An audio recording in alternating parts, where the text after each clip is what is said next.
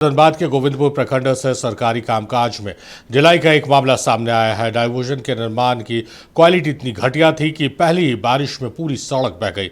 इसकी वजह से करीब 20 गांव के लोगों को कई दिनों तक परेशानी झेलनी पड़ी। लोगों को चिंता इस बात की है कि जब मामूली बारिश में यह हाल है तो जब मानसून शुरू होगा तब इनका क्या हाल होगा।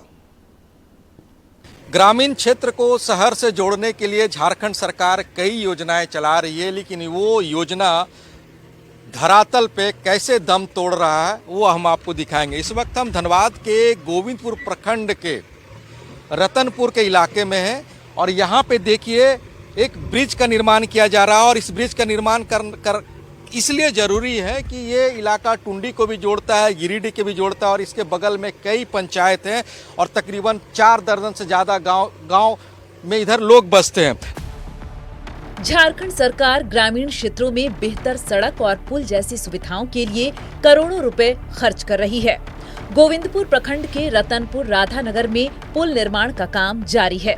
इसकी वजह से 20 से ज्यादा गांव के हजारों लोगों को धनबाद आने जाने के लिए डायवर्जन का इस्तेमाल करना पड़ता है, लेकिन पुल के बगल में बनाया गया डायवर्जन पहली ही बारिश में बह गया और लोगों को कई दिनों तक परेशानी झेलनी पड़ी। हालात तो ऐसा हो गया कि जैसे कि कोई बॉर्डर में नहीं इधर उधर जाली दे देता है, ये देश का है वो देश का है, उस तरह यहाँ समझो कि जाली लग गया था। कहा कि उधर का आदमी उधर ही, इधर का आदमी इधर ही। बहुत दूर में एक काजू बागान है, सब आदमी को बोल दिए उधर से आके घूम के चले आओ। एक दो बाइक वाला तो यहाँ ज़बरदस्ती पार हो रहा तो उसमें लगा कि दह जाएगा, लेकिन पकड़ उकड़ के निकालें किसी तरह। तो ऐसा स्थिति बन गया था कि इधर मैंने कट गए थे हम लोग, एक पंचायत इधर कट गए थे इस रास्ते। क्या जिस समय पुल का निर्माण शुरू हुआ तो डायवर्सन सही तरीके से नहीं बनाया था क्या? कहाँ बना, देख रहे हैं आप लोग, छोटा छोटा 2 गो ये दे दिया है पाइप। फिर बारिश होगी तो क्या हालत होंगे? जय बार बारिश होगा तय बार टूटेगा। होता है सर, हम लोग एक पंचायत का आदमी सर बहुत दिक्कत आने जाने में होता है। क्या कि एक रोज वर्षा होता है, मानसून गिरता है तो सब पानी बो कर के ले जाता है सर।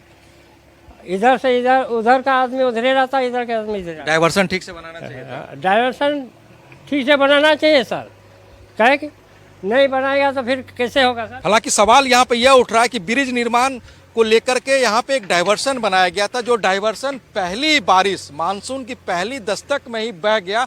ग्रामीणों को काफ़ी परेशानी हुई और 48 घंटे तक वो टापू में तब्दील हुए इलाके में रहने को मजबूर हो गए। ना इधर से वो धनबाद जा पाया, ना धनबाद से इस इलाके में आ पाए। हालांकि फिर से डायवर्सन का निर्माण किया गया है, लेकिन आप डायवर्सन को देखिए, जब ये मानसून की पहली दस्तक को नहीं झेल पाया और आने वाले समय में मानसून जब पूर्ण रूप से दस्तक देगी और जब मूसलाधार बारिश होगी तो ये डायवर्सन फिर से बह जाएगा और तकरीबन 3 दर्जन से ज़्यादा गांव फिर टापू में तब्दील हो जाएगा। अब बड़ा सवाल ये उठ रहा है कि झारखंड सरकार ये जो योजनाएं चलाती है और जिस योजना को अमली जामा पहुंचाने की जिम्मेवारी अधिकारियों के ऊपर है, वो अधिकारी किस तरह से झारखंड सरकार के द्वारा चलाए जा रही योजनाओं पे सवाल उठाने को मजबूर करते हैं।